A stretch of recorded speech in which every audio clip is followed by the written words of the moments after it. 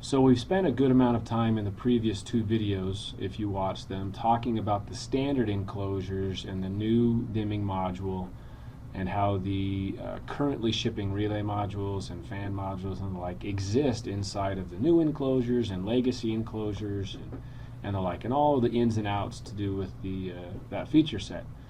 But also included in this update to Design Center 3.0 is the graphical builds of enclosure view for the auxiliary enclosures, which are to house the LVOS product, the new LVOS products, the LVOS 0 to 10-PWM. Now, the way those get added is I'm again here in enclosure view, as you can see by the graphics in front of you. I'm going to be in enclosure view this entire time, and there's a couple of ways that you can add this.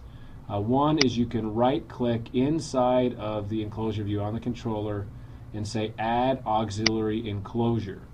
And what that will do is add an empty enclosure. Notice it doesn't have the black back planes for the dimming or the relay modules and like, it's just empty. But you can see there are basically screw holes for mounting the new LVOS PWM, and there's a couple of ways you can go about populating or adding these LVOS products. For example, I can right click on a space and say add LVOS, and that's going to add the LVOS. It's going to have its information such as VID, a serial number, location, and then a relay pairing table that we'll talk about momentarily. So all the parameters regarding that particular product.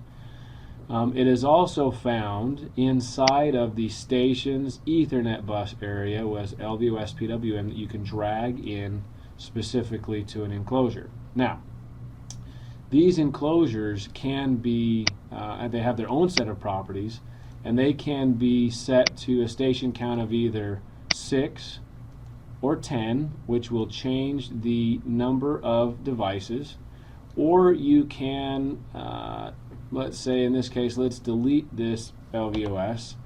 You can also have this singularly mounted, so I'm going to change it. When there's only one LVOS, you have the option for a single enclosure type, which it will ship with.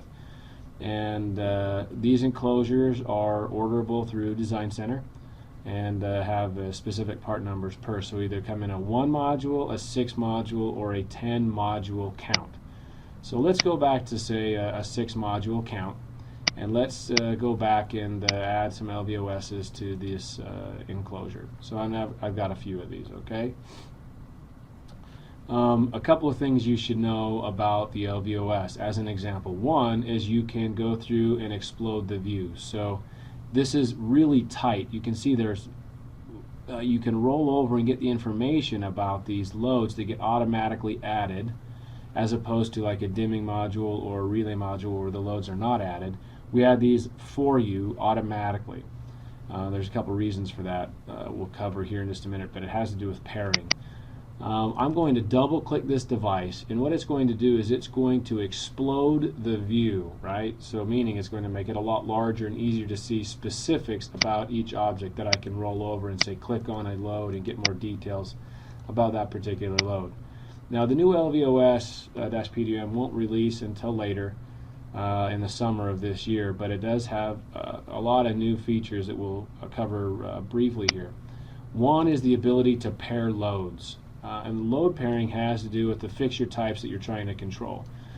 Because what happens is there are 4 PWM specific loads, 4 0 to 10 loads, and 4 relay loads.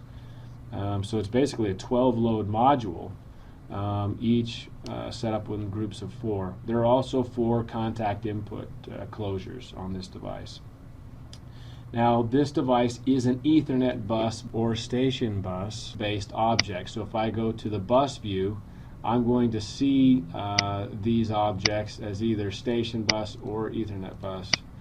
And I can have they'll show up in either one. You can wire them up as a station bus or as an Ethernet bus object. So I go into bus view, I can take PWM and put them on the Ethernet bus instead of station bus. So depending on how you have this wired, these may all end up underneath the Ethernet bus. I'm just clicking and dragging these specifically. So station bus or Ethernet bus objects. They have a serial number, so they have to be assigned, and that's done by putting the system in configure mode like you would for all other stations, and then from the front panel of the LVOS there is a configure button on that product specifically that allows you to configure just that station. Okay, now back to what we were talking about with the relay pairing table. Because of the complexity of some of our low voltage loads, right, the LED loads that there may be out there, they require not only a 0 to 10 or a PWM output, but they also require a relay contact or a relay load output. And build basically kind of a bridge where output 1 of the relay and output, say, 1 of the PWM can be matched so they're controlled together through the hardware. So for example, I would go to relay pairing line 1, where it's relay 1, and I'm going to choose, say, PWM. And so that load is a PWM load, so output 1 of the PWM and output 1 of the relay are now tied together. Let's say output 2 was a 0 to 10 load. So what I would do is I would go to relay pairing output number 2, and I would choose DC for 0 to 10. And now what I've done is I've hardwired basically in the software to mimic the hardwiring that is going to happen specific to these types of fixtures. So that's some real power there that allow you to go through the programming and tie those together on the controller side, as well as on the task programming side. So some exciting things about the auxiliary enclosures, as these can be added to projects specifically to the loads that you're looking for. The auxiliary enclosures aren't necessarily new per se. We've had them for some time, but they have not necessarily been available in DC. But these particular auxiliary enclosures are brand new and match the new lighting platform specifications and efforts that we're putting together for the new dimming modules and the future output of other new modules coming out, and the LVOS PWM module for the auxiliary enclosures is an exciting new release. And these enclosures can be ordered now and shipped now. Let's show you, for example, how that's done in the ordering wizard. You're just going to launch the ordering wizard and pick that particular product. I'm going to launch this real quick and move through my ordering wizard.